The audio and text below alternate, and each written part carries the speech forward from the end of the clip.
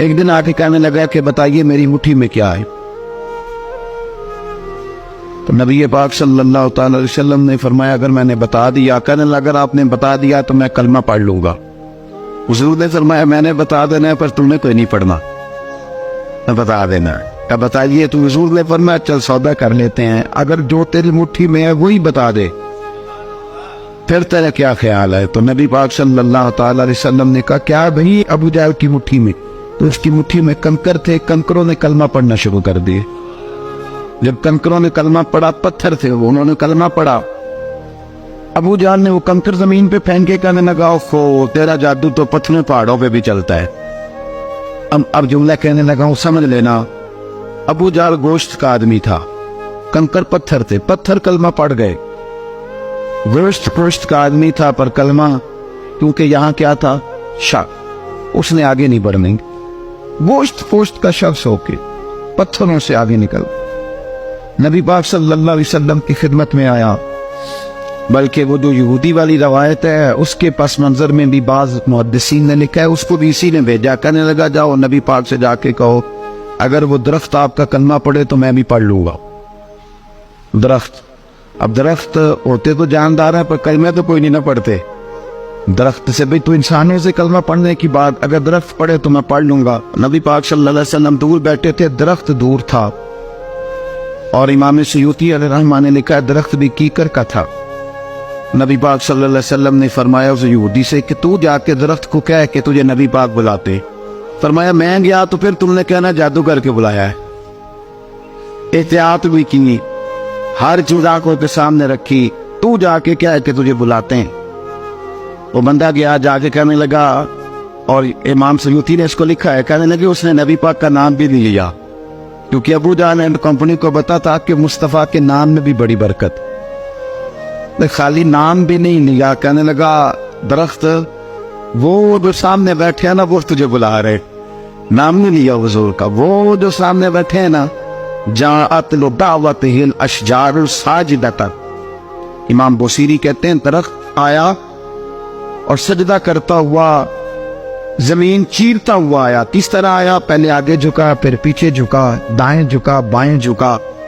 یہاں بھی لکھنے والوں نے لکھا ہے کہ وہ نہ درخت اپنی جڑیں اکھیڑ رہا تھا، جب چلنا تھا نا اس نے حضور کی طرف آنا تھا تو آگے دائیں بائیں ہوا، جڑیں اکھیڑ رہا۔ لیکن ہمارے استاد جب ہمیں یہ روایت پڑھایا کرتے تھے تو کہتے تھے جڑیں نہیں اکھیڑ رہا تھا، جب اس نے سنا مجھے نبی پاک نے بلایا تو اسے وجد ہو گیا تھا، وہ جھومنے لگ گیا، جھوم رہا تھا، حضور نے مجھے بلا لیا، جاءت لدعوتہ الاشجار ساجدۃ۔ تو درخت آیا، اس نے آ کے نبی پاک کو سجدہ کیا، لکڑی کا بنا ہوا درخت ہے، سجدہ کیا۔ سجدہ کرنے کے بعد درخت اٹھا اور اٹھ کے اس نے نبی پاک کا کلمہ پڑھا۔ وہ جس کو ابو جہل نے بھیجا تھا نا یہودی، وہ درخت کی حالت دیکھ کے کلمہ پڑھ گیا، یہ کلمہ پڑھ گیا، لیکن یہ بے ایمان کہنے لگا ہوئے ہوئے ان کا تو درختوں پہ بھی جادو چلتا ہے۔ لا ریب فی، شک پرانے پاک میں، لیکن اگر بندے کے دماغ میں ہو اس کا علاج ہے، کوئی ادھر ہی شک بیٹھ جائے۔ کوئی سادی مثال دیتا ہوں کہ سامنے دیوار صاف ہو لیکن گرد اگر آئینے پہ پڑی ہو، دیوار صاف کرنی چاہیے کہ اینک کا شیشہ صاف کرنا چاہیے؟ ساری زندگی لوگ دیوار صاف کرتے گزار دے، ساری زندگی تراش خراش کرتے گزار، اپنی مرضی کی پینٹنگ کرتے گزار دیتے ہیں، پر اپنی آنکھ کی پتلی صاف نہیں کرتے، آنکھ کی پتلی صاف نہیں کرتے۔ کسی نے حضرت رومی سے کہا تھا حضور دنیا میں کوئی اچھا ملتا نہیں، فرمانے لگے تھوڑا رونا شروع کر تاکہ تیری پتلیاں وضو کر لی، وضو کرنی، وہ انہیں پتہ چل جائے کہ کتنے صاف ستھرے لوگ دنیا میں پائے جاتے۔